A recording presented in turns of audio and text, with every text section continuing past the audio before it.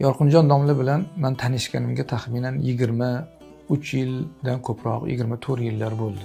96 yo 97 yillardan beri Yorqinjonni yaxshi taniyman. Yaqin do'stimiz, birodarimiz bo'lganlar.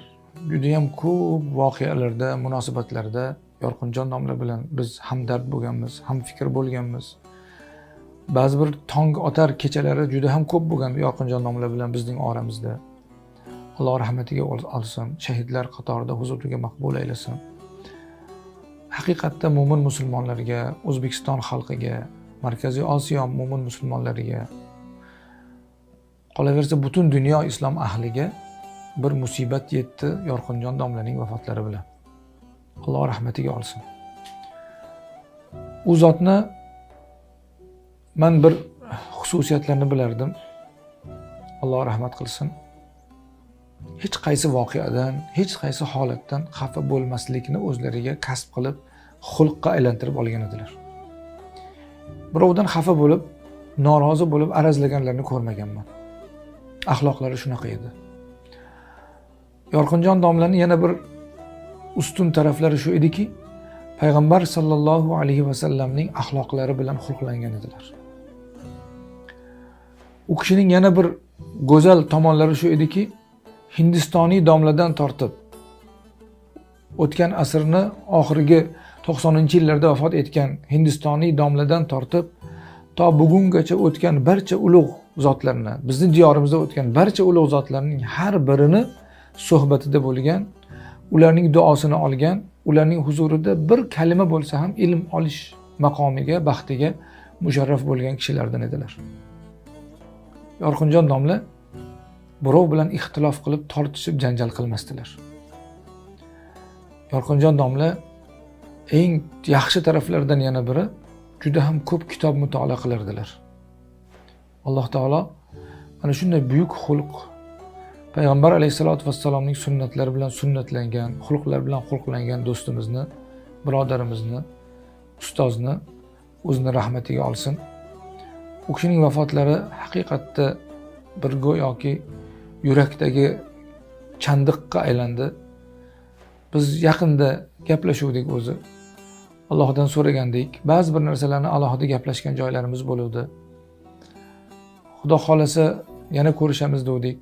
Yaqinda Farg'onaga boruvdim men o'tgan hafta. Borsam, qidirsam safarda ekanlar. Ko'rishaman deb niyat qildim. Qo'qonga alohida borib ko'rishaman deb niyat qildim. Lekin nasib bo'lmadi. Alloh taolo jannatlarda birga qilsin. Umidvorlik bor. U kishini Alloh taolo shahidlar qatorida qilib, ahli jannatlardan qilsin. Juda katta ilmiy meros qoldirganlar. Men kecha ularga Fotihaga borib, qarasam bir katta kutubxona qildilar. Kutubxonaning bir burchagiga dars qiladigan joy qildilar. Xuddi mana shu bizning darsxonamizga o'xshagan dars qildilar. Kompyuterlarni qo'yib, xudo xolasa bundan keyin ma'lum fanlardan dars boshlaymiz deb niyatlarni qiluvdilar. Menga ham aytuvdilar buni. Va uni o'sha holatini ham ko'rib keldim. U yerda o'tirib, o'sha kutubxonada o'tirib, juda ham qattiq ta'sirlandim. Ko'zlarimga yosh keldi. Alloh taoloning qadariga biz rozimiz. Alloh subhanahu va taolo shuni iroda qilgan bo'lsa biz rozimiz, boshqa hech narsa qilmaymiz.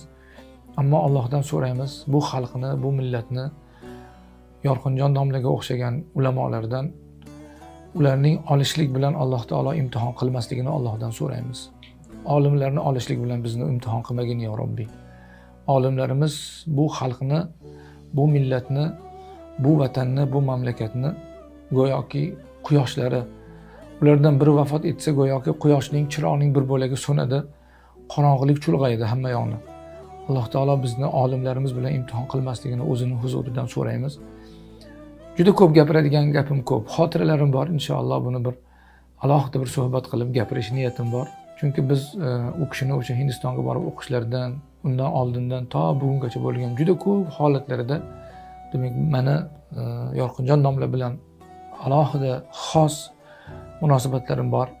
Endi bemalol gapirsa bo'ladi u kishini ba'zi bir holatlarini inshaalloh Allohning izni inoyati bilan vaqt-vaqti bilan gapirib turamiz. Azizlar, shu o'rinda men bir narsani aytib o'tmoqchiman. Olimlarni, ulamolarni, Rabboniy olimlarni, Allohdan qo'rqadigan olimlarimizni qadrga yetaylik. ularni ehtiyot qilaylik. Chunki bunday olimlar juda ham kam qoldi. Alloh taolo xalqimizdan, yoshlardan bunaqa olimlarni yana ko'proq chiqarsin, lekin borini ehtiyotini qilaylik. Hali ko'p bizni xalqimiz bunday olimlarga muhtoj bo'ladi, kerak bo'ladi ular. Inshaalloh olimlarning orqasidan haqorat qilish, ularni ayblash, ularni g'iybat qilish, ularni haqqiga bo'lmag'ur gaplarni gapirishdan tiyilib, ularni to'g'ri ma'noda, chiroyli ma'noda zikr qilib, duo qilishligimiz bizning zimmamizda bo'ladi. Menga bir narsa juda qattiq ta'sir qildi. Yorqinjon domla vafot qilganlaridan keyin ba'zi bir kishilar, men ularni mahrumlar deb aytayman, mahrum kishilar domlani orqalaridan mana faloniy o'ldi, bismadoniy o'ldi deb gapirganlarini eshitdim. Ey bechora mahrumlar, Allohdan qo'rqinglar. Men yana bir marta Ahmad bin Hanbal rahmatullohi alayhining gaplarini aytaman. Kishining qaysi holatda Allohning huzurida maqbul bo'lgan bo'lmagani uning janozasida bilinadi deganlar. Domlani janozalarini ham, Fotihalarini ham o'qishni orqalaridan ijtimoiy tarmoq va butun ko'chadagi gaplardan domlaning qanaqa ekanliklarini hamma bilib turibdi.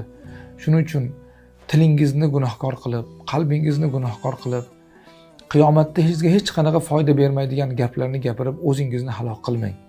Balki agar juda ham siz bir narsa deyishingiz kerak bo'lsa, Alloh subhanahu va taolo o'zi biladi deng, boshqa gap gapirmang.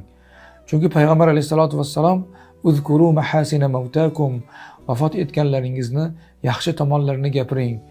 Ularning yomon tomonlarini, ba'zi bir gunohlaridan va kuffu an masavihim, ularning yomon tomonlarini gapirishdan tiyinglar deganlar.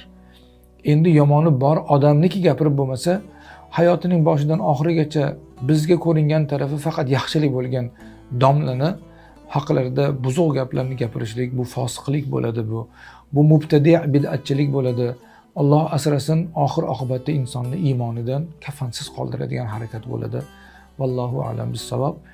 Azizlar, bugun domlaning haqlariga, Yorqinjon domlaning haqlariga, u kishidan boshqa juda ham ko'p ulamolarimiz vafot etgan, yaqinlanayotgan ularning haqlariga Alloh subhanahu va taoloning dargohiga duo xayrlarni qilib, bugungi suhbatimizni inshaalloh nihoyasiga yetkazamiz.